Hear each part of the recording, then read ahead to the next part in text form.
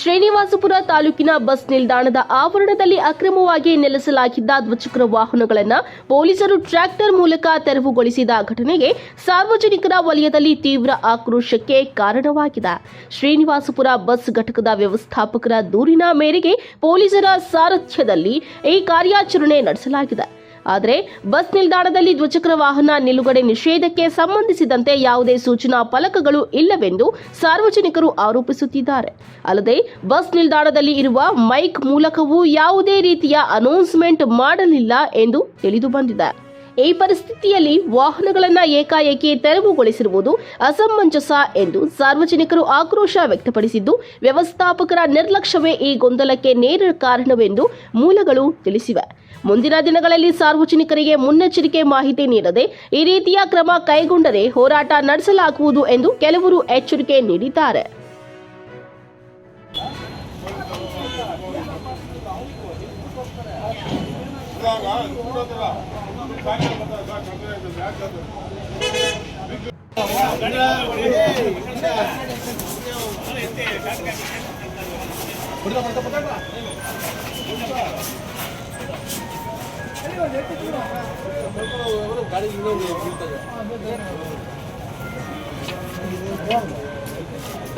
Sir ನಮಸ್ತೆ.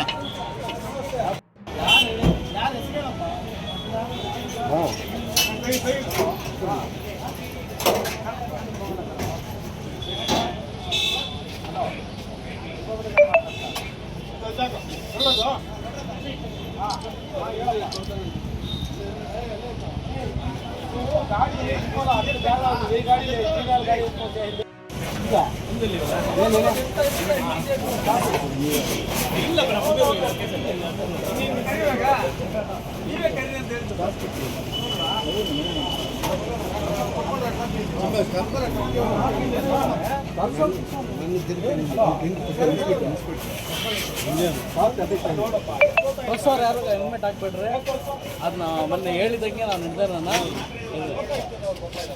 Extra ತಗೊಂತಾ ಇದ್ದಾರೆ ದುಡ್ಡುಗಳಲ್ಲಿ. ನಿಮ್ಗೆ ಏನಾದ್ರೂ ಆ ತರ ಇದ್ರೆ ಫಸ್ಟ್ ತಗೊಂತಿದ್ದಾರೆ. ತಪ್ಪು. ನೀವು ಯಾವಾಗ ಈಗ ಪ್ರತಿನಿತ್ಯ ಮನೆ ರೂಪಲೋಕಾಯುಕ್ತರು ಬಂದಾಗಿಂದಾನು ಪ್ರತಿನಿತ್ಯ ಅವ್ರು ಹಂಗೆ ಮಾಡ್ತಾ ಇರೋದು. ಅದನ್ನು ಕೂಡ ಸರಿಪಡಿಸಿ ಸಂತೋಷ ಮಾಡಿಸ್ತೀವಿ. ಒಂದೇ ದಿನ ಎಲ್ಲ ಆಗತ್ತಾ? ಎಲ್ಲ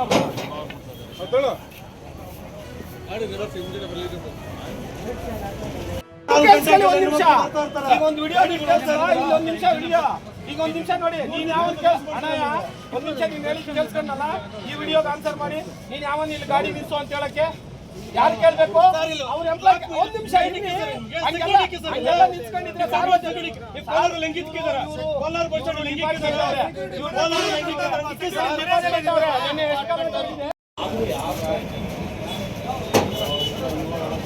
ಇನ್ನ ಹಿಂದಪ್ಪ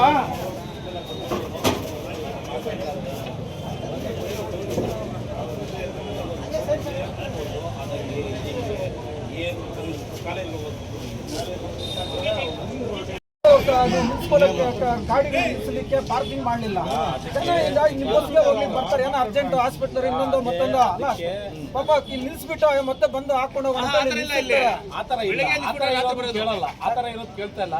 ಮೂರ್ ದಿನ ಗಾಡಿ ಈಗ ಪಾಪ ಯಾರಾದ್ರೂ ಗಾಡಿ ಅಂತ ಎಷ್ಟು ಜನ ಬಂದ್ರ? ಯಾರು ಇನ್ನೂ ಬರಲೇ ಇಲ್ಲ. ಅಂದ್ರೆ ಅವರೆಲ್ಲ ಈಗ ಇಲ್ಲಿಂದ ಹೊರಗಡೆ ಹೋಗಿದ್ದಾರೆ ಅಂತ ಹೇಳಿ ಪಾಪ ಇಲ್ಲಿ ಅವ್ರ ವ್ಯವಹಾರಕ್ಕೆ ಬಂದಿರ್ತಕ್ಕಂಥ ಯಾರು ಇಲ್ಲಿ ನಿಲ್ಸಿರೋದಿಲ್ಲ. 25 ಅಡಿ ಈ ಕಡೆಗೆ ರೋಡಲ್ಲಿ ನಿಲ್ಸಿದ್ದಾರೆ, ಬೋರ್ಡ್ ಇಳಿಕ್ಕಿದ್ದಾರೆ. ಅದ್ರ ಬಗ್ಗೆ ಅವ್ರಿಗೆ ಕಣ್ಣು ಕಾಣಿಸೋದೇ ಇಲ್ಲ ಯಾವತ್ತು. ನಮ್ಮ ಈ ಟ್ರಾಫಿಕ್ ಇದ್ರ ಬಗ್ಗೆ ಆ ಸರ್ಕಲ್ಗಳಲ್ಲಿ ಗಾಡಿ ತಿರ್ಕೊಳ್ಳೋಕ್ಕಾಗಲ್ಲ. ಹಾಸ್ಪಿಟಲ್ ಮುಂದ್ಗಡೆ ಈ ಕಡೆ ಎಲ್ಲ ರೋಡ್ಗೆ ಹೋಗ್ಲಿಕ್ಕೆ ಇವೆಲ್ಲ ಯಾವತ್ತೂ ಮಾತಾಡೋದೇ ಇಲ್ಲ. ಈಗ ಇಲ್ಲಿ ಅಮಾಯಕರು ಯಾರು ಪಾಪ ನಿಲ್ಸ್ಬಿಟ್ಟು ಅವ್ರು ಏನೋ ಕೆಲ್ಸಕ್ಕೆ ಹೋಗಿದ್ದಾರೆ. ಆ ಅಮಾಯಕರನ್ನ ಈಗ ಅವ್ರಿಗೆ ಲಂಚ ತಗೊಂಡು ಇಲ್ಲಿ ಬಿಡ್ಬೇಕು. ಇವತ್ತು ಅದೆಲ್ಲ ಇನ್ನು 500,000 ಕೊಟ್ಟು ಗಾಡಿ ಬಿಡಿಸ್ಕೊಂಡು ಬರಬೇಕು. ಇದು ಪರಿಸ್ಥಿತಿ ಇರ್ತಕ್ಕಂಥ ತಾಲೂಕು ಬಸ್ ಸ್ಟ್ಯಾಂಡ್ ಕೋಲಾರ ಜಿಲ್ಲೆಯ ಒಂದು ರೀತಿಯಲ್ಲಿ ಗಡಿ ಭಾಗದಲ್ಲಿ ಇರ್ತಕ್ಕಂಥ ಕೊನೆಯ ತಾಲೂಕು. ಇಂಥ ಒಂದು ತಾಲೂಕಿನಲ್ಲಿ ಅಭಿವೃದ್ಧಿ ಸಂಪೂರ್ಣವಾಗಿ ಮರೀಚಿಕೆ ಆಗಿದೆ. ಇಲ್ಲಿ ಇದು ಹಳೆ ಬಸ್ ಸ್ಟ್ಯಾಂಡ್, ಇದಲ್ಲದೆ ಹೊಸ ಬಸ್ ಸ್ಟ್ಯಾಂಡ್ ಕೋಟ್ಯಾಂತರ ರೂಪಾಯಿ ಖರ್ಚು ಮಾಡಿ ಡಿಪೋ ಪಕ್ಕದಲ್ಲೇ ಒಂದು ಬಸ್ ಸ್ಟ್ಯಾಂಡ್ ಮಾಡಿ 10 ವರ್ಷಗಳಾಗಿದೆ. ಈ ತನಕ ಅದನ್ನ ಸದ್ಬಳಕೆ ಮಾಡ್ಕೊಂಡಿಲ್ಲ. ಕೋಟ್ಯಾಂತರ ರೂಪಾಯಿ ಇವತ್ತು ಮಣ್ಣು ಪಾಲಾಗಿರ್ತಕ್ಕಂಥದ್ದು. ಇಲ್ಲಿ ವ್ಯವಸ್ಥಿತವಾಗಿ ಇದನ್ನ ಮಾಡ್ತಾ ಇಲ್ಲ. ಇರ್ತಕ್ಕಂಥ ಹಳೆ ಬಸ್ ಸ್ಟ್ಯಾಂಡ್ ಅನ್ನ ವ್ಯವಸ್ಥಿತವಾಗಿ ಮಾಡ್ತಾ ಇಲ್ಲ. ಇದು ಹೃದಯ ಭಾಗದಲ್ಲಿ ಇರ್ತಕ್ಕಂಥದ್ದು. ಪಕ್ಕದಲ್ಲೇ ತಾಲೂಕು ಆಫೀಸು, ಪಕ್ಕದಲ್ಲೇ ಪೊಲೀಸ್ ಸ್ಟೇಷನ್, ಮುನ್ಸಿಪಲ್ ಆಫೀಸು, ಎಲ್ಲ ಆಫೀಸ್ಗಳು ಇಲ್ಲೇ, ಎಲ್ಲ ಬಿಸ್ನೆಸ್ ಇಲ್ಲೇ. ಹಾಗಾಗಿ ಇಂಥ ಒಂದು ಸಂದರ್ಭದಲ್ಲಿ ಹಳ್ಳಿ ಜನ, ಬಂದಂಥ ಜನ ಇಲ್ಲಿ ಗಾಡಿಗಳನ್ನ ಅನಿವಾರ್ಯವಾಗಿ ನಿಲ್ಲಿಸುವಂಥ ಪರಿಸ್ಥಿತಿ ಇದೆ. ಯಾರೋ ಕೋಲಾರ್ಗೆ ಹೋಗಬೇಕು, ಚಿಂತಾಮಣಿಗೆ ಹೋಗಬೇಕು, ಬೆಂಗಳೂರಿಗೆ ಹೋಗಬೇಕು, ಅನಿವಾರ್ಯವಾಗಿ ಪಾರ್ಕಿಂಗ್ ಇಲ್ಲದೇ ಇರೋದ್ರಿಂದ ಇಲ್ಲಿ ಏನೋ ಒಂದು ಕಾರ್ನರ್ಗಳಲ್ಲಿ ಗಾಡಿಗಳನ್ನು ನಿಲ್ಲಿಸ್ಬಿಟ್ಟು ಇವತ್ತು ಹೋಗುವಂಥದ್ದಿದೆ. ಮತ್ತು ಅವ್ರು ಬಂದಾಗ ಅವ್ರು ಎತ್ಕೊಂಡು ಹೋಗ್ತಾ ಇದ್ದಾರೆ. ಆದರೆ ಬಸ್ ಸ್ಟ್ಯಾಂಡಲ್ಲಿ ಇವತ್ತು ಬಸ್ಸುಗಳಿಗೇನಿದು ಇಲ್ಲಿ ತೊಂದರೆ ಆಗ್ತಕ್ಕಂಥ ಇದೇನಲ್ಲ. ಇದು ಒಂದು ಕಾರ್ನರ್ಗೆ ಇರ್ತಕ್ಕಂಥದ್ದು. ಪಕ್ಕದಲ್ಲೇ ನಂದಿನಿ ಕಾರ್ನರ್ ಇದೆ, ಇನ್ನೊಂದು ಕಡೆ ಇದಿದೆ, ಹಣ ಕಟ್ಟುವಂಥ ATM ಇದೆ. ಇವೆಲ್ಲ ಮಧ್ಯದಲ್ಲಿರ್ತಕ್ಕಂಥ ಸಣ್ಣ ಜಾಗದಲ್ಲಿರ್ತಕ್ಕಂಥ ಗಾಡಿಗಳು ಎಲ್ರಿಗೂ ಇವತ್ತು ಇಲ್ಲಿ ಏನು ತೊಂದರೆ ಕೊಡ್ತಕ್ಕಂಥದ್ದೇನಲ್ಲ. ಸೊ ಇಂಥ ಕಡೆ ಇವತ್ತು ದೌರ್ಜನ್ಯವಾಗಿ ಡಿಪೋ ಮ್ಯಾನೇಜರ್ ಬಂದು, ಡಿಪೋ ಮ್ಯಾನೇಜರ್ ಅಂತೇಳಿ ಅನ್ಸ್ಕೊಂಡಿರ್ತಕ್ಕಂಥವ್ರು ಎಲ್ಲವನ್ನು ವ್ಯವಸ್ಥಿತವಾಗಿ ಮಾಡಬೇಕು. ಇಲ್ಲಿ ಮಕ್ಕಳಿಗೆ ಶಾಲೆಗಳಿಂದ ಬರ್ತಾರೆ, ಮಧ್ಯಾಹ್ನ 12-12:30 ಬಂದರೆ 3 ಗಂಟೆ ತನಕ ಬಸ್ಸುಗಳ ವ್ಯವಸ್ಥೆ ಇಲ್ಲ ಸರಿಯಾದಂಥ ರೀತಿಯಲ್ಲಿ. ಆ ಮಕ್ಕಳಿಂದ ಎಲ್ಲ ಹೋಗ್ಬೇಕು? ಇಲ್ಲಿ ಕಾರ್ನರಲ್ಲಿ ಎಲ್ಲ ಒಂದು ಕಡೆ ಕೂಡ್ತಾರೆ, ನಿಂತ್ಕೊಳ್ತಾರೆ, ಹಿಂಗೆಲ್ಲ ಬಸ್ ಕಾಯ್ತಕ್ಕಂಥದ್ದು. ಇಲ್ಲೊಂದು ಟಾಯ್ಲೆಟ್ ಇದೆ, ಆ ಟಾಯ್ಲೆಟಲ್ಲಿ 10 ರೂಪಾಯಿ ವಸೂಲಿ ಮಾಡ್ತಾರೆ. ಸರಿಯಾದಂಥ ವ್ಯವಸ್ಥೆ ಇಲ್ಲ, ನೀರಿಲ್ಲ, ಬಸ್ ಸ್ಟ್ಯಾಂಡಲ್ಲಿ ಕುಡಿಯೋಕ್ಕೆ ನೀರಿಲ್ಲ. ಇವಳ ಬಗ್ಗೆ ತಲೆ ಕೆಡಿಸ್ಕೊಳ್ತಾ ಇರ್ತಕ್ಕಂಥ ಇವತ್ತು ನಮ್ಮ ಡಿಪೋ ಮ್ಯಾನೇಜರು ಏಕಾಏಕಿ ಇವತ್ತು ಪೊಲೀಸ್ನವ್ರನ್ನ ಕರ್ಕೊಂಡು ಬಂದು ಇಲ್ಲಿ 100 ಗಾಡಿಗಳನ್ನು ಇವತ್ತು ಇಲ್ಲಿಂದ ಎತ್ತಿಸಿ ಇವತ್ತು ಪೊಲೀಸ್ ಸ್ಟೇಷನ್ ಹತ್ರ ಬಿಡ್ತಕ್ಕಂಥದ್ದು. ಇದು ನಾವು ರೈತ ಸಂಘವಾಗಿ, CPM ಪಕ್ಷವಾಗಿ ಇದನ್ನ ಖಂಡಿಸ್ತೀವಿ. ಇವತ್ತು ಪೊಲೀಸ್ನವರು ಇಲ್ಲಿ ಬಂದು ಇಷ್ಟೆಲ್ಲ ಗಾಡಿಗಳನ್ನ ಎತ್ಕೊಂಡೋದ್ರು. ಅದೇ ಪಕ್ಕದ ಮುಂದ್ಗಡೆನೆ MG ರಸ್ತೆ ಮುಂದ್ಗಡೆ ಒಂದೊಂದು ಅಂಗಡಿ ಅವರು 25 ಅಡಿ ಮುಂದಕ್ಕೆ ತಮ್ಮ ಅಂಗಡಿಯ ಬೋರ್ಡ್ಗಳನ್ನು ಇಟ್ಟಿದ್ದಾರೆ.